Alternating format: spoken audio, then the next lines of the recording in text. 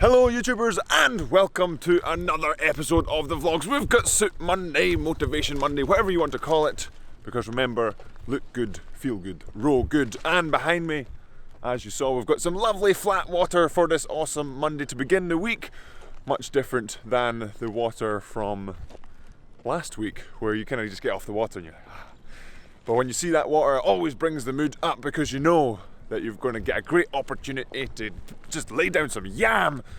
But first things first, got to go find my pair partner in the Learn to Row pair. Got to get changed, got to warm up, got to get ready to get on the water. So let's get to it. Oh yeah. Ready, go.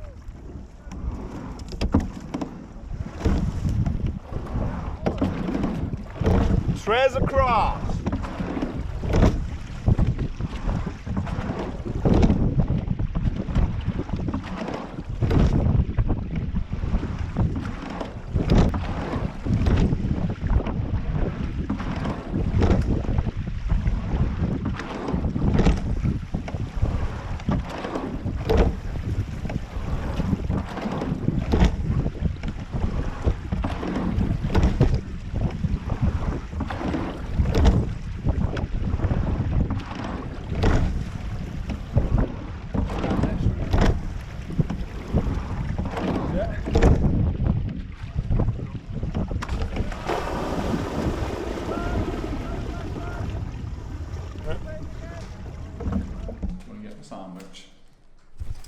And we've made it into the crew room here at Donny Lake once more. Robson, he's doing business with his paper because he has no data on his phone, so he's resorted to reading the paper.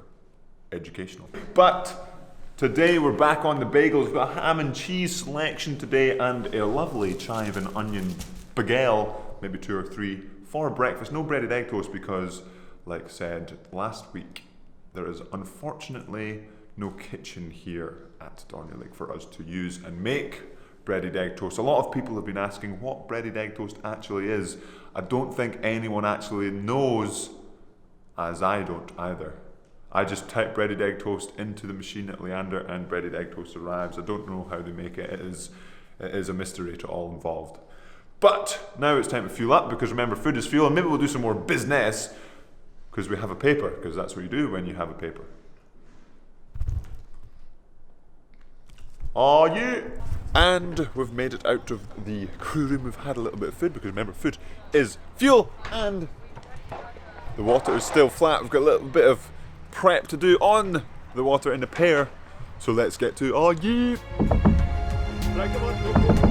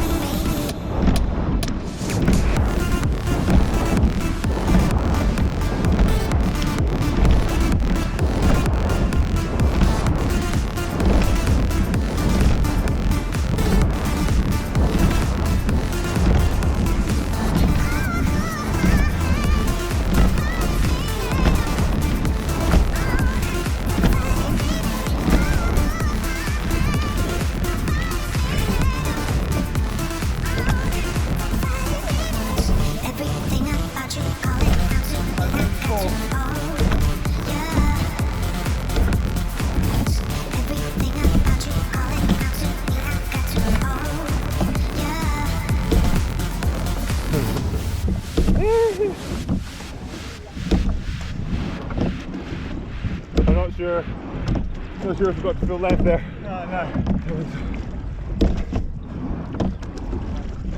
And we've made it off the water, as you saw, doing some pieces, some prep for trials in a couple of weeks now. We've got Robson here, pair partner in the Learn to Row pair, doing some outrageous speed work in the pair. Robson, how was the pieces, how was the sesh today? Yeah, it was good. First session, we talking about first session as well? We can talk about today's row. Today's rows. First session was a nice long to the UT2 paddle session. Made some good changes. I think we sort of started marrying up the finish a bit better. So we're moving off the finish together, which is important. Sort of everything, it's like a domino effect, everything sort of falls in after that. Second session, shorter, sharper pieces. Like the disclaimer, don't roll like that last bit. Yeah, that last piece. Especially if you saw the bit where I did square blades for a couple of strokes. Because Don't do that. sometimes, why are we so far away? Yeah. Sometimes it's important to go too far to rein it back in and, And find your have limit. a bit of fun as well. We had fun. So we had, did have the fun. idea was to do three pieces, two of them flat out, and we did the first one and the second one, and we thought, okay, it's the third one, let's have a bit of fun. And I think Robson got a bit surprised about what fun is. Cam's quite strong, so I needed Nah. to rake. I needed to do quarter slide just to keep up. But that is not how to row, especially in a 2K race. That is an unsustainable method, but sometimes, like Robson said, it's sometimes good to find where that level is so you can bring it back a few percent and then do that for longer. Would you agree? Yeah, I think it's also like good to do multiple short pieces. Yeah. Um, Then just- you can try different things. Yeah, exactly. It's all about testing out to see what works and what doesn't, because it's not one size fits all. So Yeah. you know, every The conditions could be every different, the pair, crew could yeah, be different. deals with things differently. So Yeah. let's And find now out what works for us. it is time to go back to the club, finish off today. Got a bit of weights to do, and as always after sessions, especially where we have a disclaimer before the last piece, it's time to fuel up because Food is fuel. oh yeah! And we've made it back to the club. As you can see, the flag there is not blowing in the wind, as there is no wind. We're fortunate today to have some lovely water to row on here at the club and at Dorney Lake as well. But as Robson and I mentioned, it's time to fuel up, so let's get into the crew room. Oh yeah! And we've made it into the crew room. As you can see, we've got some very different fuel today because it's Mary's birthday. Happy birthday, Mary. Thank you. Not For 30 some yet. delicious cake, almost 45 years old now. And some delicious burgers and chips as well to fuel up after the session, because doing some flat out pieces always works up an appetite. Oh, you! And we have made it back to the house, out of the club for the rest of the day. Pretty good sessions today with Robson. It really helps when you have a bit of flat water, and then compared to the last week, just makes everything that much more easy to enjoy. And when you get to, on the program is literally written flat out pieces, you just get to have a bit of fun. But who knew you can blow up in less than 250 meters. We managed to get maybe, as you saw in the video, we managed to get maybe, I think it was about 15 strokes before it hit, before we were like, oh my goodness, we're holding on. So we got quite a bit ahead in that first 10 strokes and then just held on. But it's all a bit of fun. And like we said before, Robson and I, it's just a case of finding, sometimes it's good just to find that level and be like, okay, obviously that is too unsustainable, but it's good to know where that is so you can work out, okay, that is 100%. Where is that 95-ish percent that we want to consistently hold for the whole 2K, because that's what we're going to be doing in trials for the next couple of weeks. And we had the boat races this past weekend. Pretty cool to watch rowing on live TV rather than just, so you have to go through a bunch of different websites and find the streams on somebody else's or somebody's phone or Instagram live. Pretty good to see such a big hoo-ha about rowing itself, and hopefully in the future rowing will keep on generating the excitement it has been generating, whether it is indoor rowing or rowing on the water itself. There's a lot of changes coming up in the next probably next decade. I know that's quite a long way, but rowing might not be that 2K course kind of race that has always been. They're thinking about changing things. They've already cut lightweight rowing, and so they're looking at moving around other things, maybe mixing the boats up, creating shorter races so they can get tighter races, easier to watch and easier to put in different places. But went on a little bit of a tangent there. Great to watch the boat races. Really good to see such good athletes on the water. It's just shy of 20 minutes going flat out, and even the heart rates on there was pretty cool to see. And the coxswains getting up to like 190 heart rate, and they're just sitting still, just trying to give all their energy to the guys ahead of them. But that will be it for today's video. Hopefully you enjoyed it. We'll be at Dorney for the rest of the week, again doing more trials prep. Probably no more flat out pieces, but we've got a bunch of pieces throughout the week, and then we've got some like a 2K time trial and whatnot throughout the week, so stay tuned for those pieces.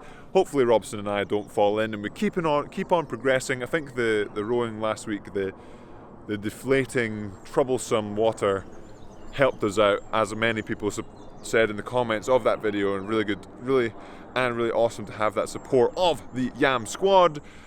And lastly, trying to push out a couple of more Yam Squad t-shirts, still trying to find out about the tank tops and the bucket hats. The bucket hats have been providing much more difficulty than I anticipated. I've got a few samples in, and I don't really like said samples, so I'm getting more samples of other bucket hats, and I obviously don't want to charge £45 for a bucket hat because they cost $44.50 to make, even though they would look absolutely amazing. I'm not going to buy one at $44.50, so I don't know why anyone else would buy one at $44.50, even with some crazy yams on it. But that's another story for another day. And as always, Yam Squad, remember to subscribe if you haven't already. Hit that like button, and have a good one.